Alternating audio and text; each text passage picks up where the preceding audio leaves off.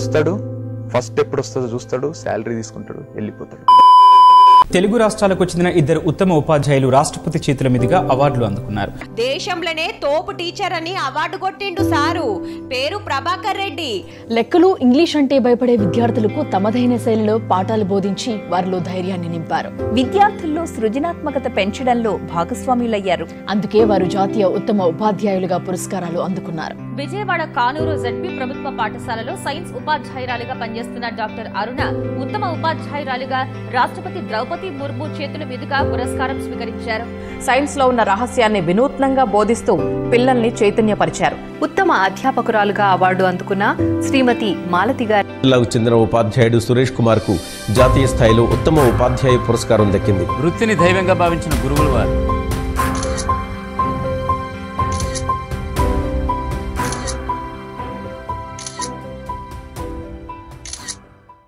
Salute చేయబుద్దయ్యే teachers కూడా ఉంటారు.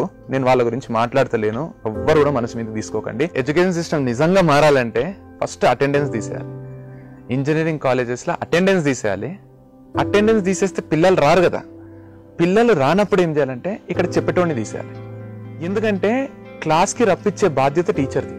నువ్వు సరిగ్గా చెప్తే క్లాస్కి పిల్లలు వస్తారు కదా. అటెండెన్స్ ఎందుకు? అటెండెన్స్ లేకుంటే పిల్లలు వస్తలేరు అంటే అర్థం నువ్వు చక్కగా చెప్తలేవు. నువ్వు చక్కగా చెప్తలేవు అంటే అర్థం నువ్వు టీచర్ కాదు. నువ్వు టీచర్ కానప్పుడు టీచింగ్ ఎందుకు చేస్తున్నావు? చెయ్యకు. టీచింగ్ అంటే నువ్వు పిల్లలని క్లాస్కి గుంజి పడేయాలి.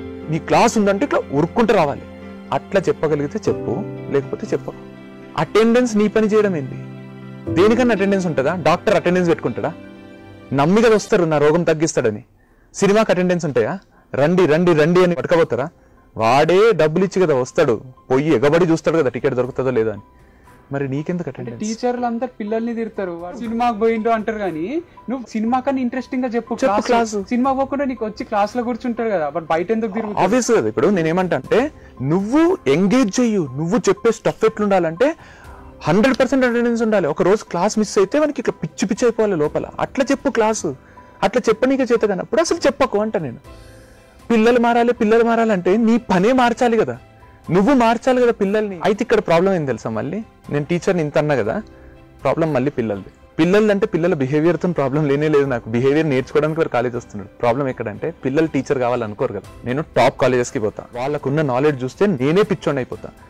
అట్లాంటి కాలేజెస్కి పోయినప్పుడు ఏమైతావని అడిగితే ఇంజనీర్ అవుతా, ఐఏఎస్ సాధిస్తా అంటాడు. ఒక్కడు టీచర్ అన్నాడు. ఎందుకన్నాడు తెలుసా? వానికి ఏ టీచర్ ఇన్ఫ్లుయెన్స్ చేయలేదు, టీచర్ కావాలి అనిపించేటట్టు చెప్పలేదు. కాబట్టి నువ్వు టీచర్ కావు. నువ్వు టీచర్ కాకపోతే, అంత చదువుకొని అంత జ్ఞానం పెంచుకొని నువ్వు టీచర్ కాకపోతే మరి ఎవరు టీచర్ అవుతాడు? ట్రై చేసి అన్నిట్లో ప్రయత్నించి ఏది చేతగాక ఏమీ చేయలేక లాస్ట్కి మిగిలిపోయిన ప్రొఫెషన్ ఏది? టీచింగ్.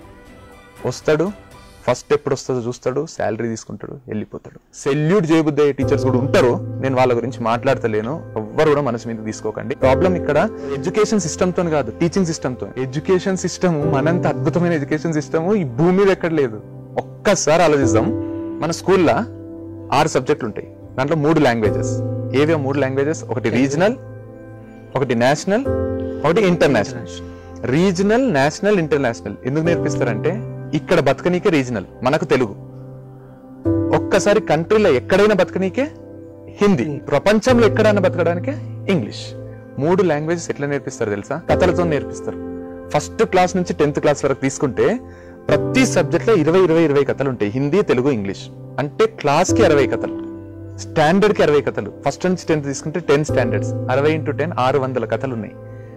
మనసు మీద చేసుకొని చెప్పండి ఎన్ని కథలు గుర్తున్నాయి, మీకు ఎన్ని కథలు గుర్తున్నాయి?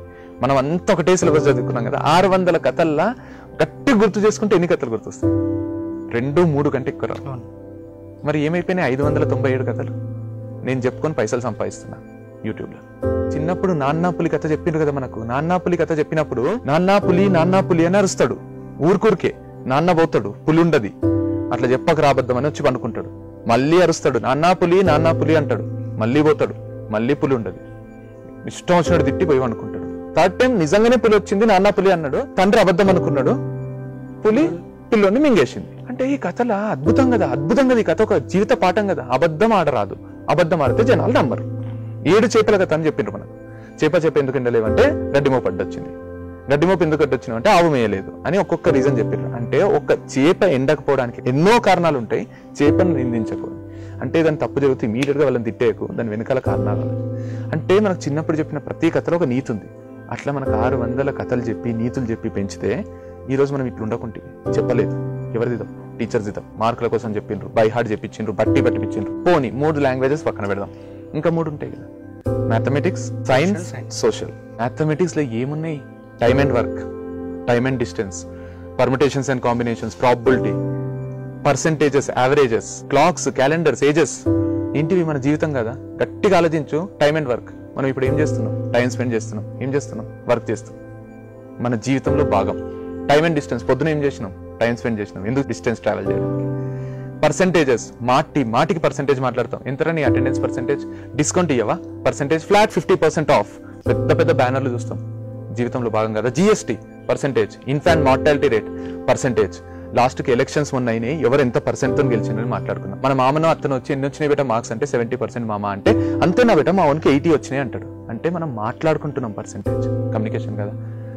సినిమా చూసి ఎట్లుందంటే యావరేజ్ అంటాం. యాక్చువల్ యావరేజ్ అంటే some of observations by number of observations. Cinema చూసి వచ్చి some of scenes number of scenes చేస్తామా? చేయం కదా. యావరేజ్ అంటాం. అంటే మనకు తెలుసు ఇదేంది యావరేజ్ అంటాం. క్లాక్స్, క్యాలెండర్స్, రేషియోస్ ఇవి లేనిది బతికేలేదు. పర్ముటేషన్స్, కాంబినేషన్స్, ప్రాబబిలిటీ అంతా మన జీవితమే. ఒక్క టీచర్ అన్న మన జీవితం చెప్పినట్టు చెప్పిందా? అని ఏదో ఫార్ములాలు బై హార్ట్ చెప్పించి రాపించారు. కానీ మ్యాథమెటిక్స్ ఇట్స్ అవర్ క్యాలిక్యులేషన్. ఈరోజు ఇంత క్యాలిక్యులేటెడ్ ఉన్నాము, ఇంత బతుకుతున్నాం అంటే ఆ మ్యాథమెటిక్స్ కారణం. చక్కగా చెప్పాలి. సోషల్ 4 విధాలుగా డివైడ్ చేసిండ్రు. History, economics, civics, geography. Geography మనకు లాంగిట్యూడ్, లాటిట్యూడ్, ఎక్కడ ఎంత టెంపరేచర్ ఉంటుంది అన్ని ఎక్స్ప్లెయిన్ చేసింది. ఏడ రివర్స్ ఉంటాయి, కాంటినెంట్స్ ఎన్ని, ఓషన్స్ ఎన్ని అన్ని చెప్తే ఈరోజు మార్కుల కోసం నేర్చుకున్నాం, మ్యాప్ పాయింటింగ్ చేసినాం, మర్చిపోయినాం. Civics panchayat raj, election system, direct indirect, president ఎవరు, ప్రైమ్ మినిస్టర్ ఎవరు, Lok Sabha, Rajya Sabha, fundamental rights, fundamental duties మొత్తం నేర్పిస్తే ఈరోజు ఏమి గుర్తులేదు. చాలా మందికి ఏది లోక్సభ ఏది రాజ్యసభ తెలియదు. అవును. ఎందుకు? 10 ఏళ్ళు నేర్పించారు కదా, ఏం చేసినావు మరి? అంత పక్కన పెడితే నేను హిస్టరీ చెప్తా చూడు. హిస్టరీలో revolution of 1857 Indian freedom struggle అని ఒక క్వశ్చన్ ఉంటుంది. ఇప్పుడు ఈ వీడియో చూస్తున్న ప్రతి ఒక్కరికి అది గుర్తొస్తుంది. ఇంపార్టెంట్ క్వశ్చన్ అని స్టార్ మార్కులు పెట్టించారు మన టీచర్లు. మనకు ఫస్ట్ యూనిట్ టెస్ట్ లా, క్వార్టర్లీలా, హాఫ్ ఇయర్లీలా, ఫైనల్లా ఇదే అడిగిండ్రు. నేర్చుకున్నాం, రాసినాం, 8 out of 8 మార్క్స్ తెచ్చుకున్నాం. ఎప్పుడన్నా ఇండియన్ ఫ్రీడమ్ స్ట్రగుల్ రాసేటప్పుడు గూస్ బంప్స్ వచ్చినాయా? నరాలు తెగిపోయినాయా? ప్యాట్రియాటిజం, దేశభక్తితో ఇట్లా ఊగిపోయినావా? లేదు కదా. మొన్న పద్మావతిని సంజయ్ లీలా బన్సాలి తీసిండు, ఊగిపోయినా నేను. అదే కథ నాకు హిస్టరీలో ఉంది 7th క్లాస్లో. ఊగిపోలే, ఇట్లనే విన్నా. క్లాస్ ఎప్పుడు అయిపోతుంది అనుకున్నా. ఈ సినిమా అయిపోతుంటే బాధ అయింది. గౌతమిపుత్ర సాతకర్ణి అసలు లేకుండేనా? గాంధీ సినిమా ఎవరో ఫారినర్ తీస్తే ఇక్కడ మనం కూర్చొని గాంధీ గురించి మనం చదువుకోలే. ఇట్లా చూస్తున్నాం. భగత్ సింగ్, రంగదే బసంతి సినిమా చూస్తే భగత్ సింగ్, చంద్రశేఖర్ ఆజాద్లను చూస్తుంటే మనం కూడా పోయి ఫ్రీడమ్ ఫైట్ చేద్దామా అనిపిస్తుంది సినిమాలు చూస్తుంటే. మరి చిన్నప్పుడు చదువుకునే కదా. ఇంకా ఫిజిక్స్, కెమిస్ట్రీ, బయాలజీ అయితే, సైన్స్ అయితే ఫిజిక్స్, కెమిస్ట్రీ మనకి బయట ఎట్లా బతకాలో చెప్తుంటే, బయాలజీ మన లోపల ఏమవుతుందో చెప్తుంది. మన డిఎన్ఏలు ఏంటివి, మన సెరిబెల్లం, మెడ్యులా అబ్లాంగేటా ఏంది, హార్ట్ లా ఏముంటాయి, అసలు మనకి ఏం తింటే రోగాలు వస్తాయి, లోపల ఏమేమి జరుగుతాయి, డైజెస్టివ్ సిస్టమ్ ఏంది, రీప్రొడక్టివ్ సిస్టమ్ ఏందో కూడా చెప్పింది చిన్నప్పుడు. ఏం చేస్తున్నాం అంటే ఇక్కడ ప్రాబ్లం ఎడ్యుకేషన్ సిస్టమ్తో కాదు, మన సిలబస్తో కాదు. ఇక్కడ టీచర్లు చక్కగా చెప్తలేరు. ఎందుకు చెప్తలేరు అంటే చక్కగా చెప్పేటోళ్ళు ఎవరు టీచర్లు అవుతలేరు. ఏమీ చేతగానులు టీచర్లు అవుతున్నారు. నేను మళ్ళీ చెప్తున్నా, ఎక్సెప్షన్స్ ఉంటాయి. సెల్యూట్ చేయబుద్దే టీచర్స్ కూడా ఉంటారు. నేను వాళ్ళ గురించి మాట్లాడతలేను. ఎవ్వరు కూడా మనసు మీద తీసుకోకండి. నేను ఏమీ చేతగాక, ఏ పని చేతగాక లాస్ట్ టీచర్లు అవుతున్నారు కదా, వాళ్ళ గురించి మాట్లాడుతున్నా. నీకు ఏ పని చేతగాకపోతే నువ్వు నోరు మూసుకొని ఇంట్లో కూర్చో, లేకపోతే వేరే వ్యాపారాలు చాలా ఉన్నాయి, అవి చేసుకో. నీకు దండం పెడుతున్నా, ప్లీజ్ టీచింగ్ లో అయితే రాకు. వేస్ట్ మస్తు మంది 500 మంది కలుస్తాడు, వేస్ట్ అయిపోతారు వాళ్ళు. లైఫ్ లో టీచర్ కాబుద్ది కాదు వాళ్ళకు. టీచర్ ఎట్లుండాలంటే చూస్తాను టీచర్ కాబుద్ది కాదు, అట్లుండాలి టీచర్. సెల్యూట్ చేయబుద్దే టీచర్స్ కూడా ఉంటారు.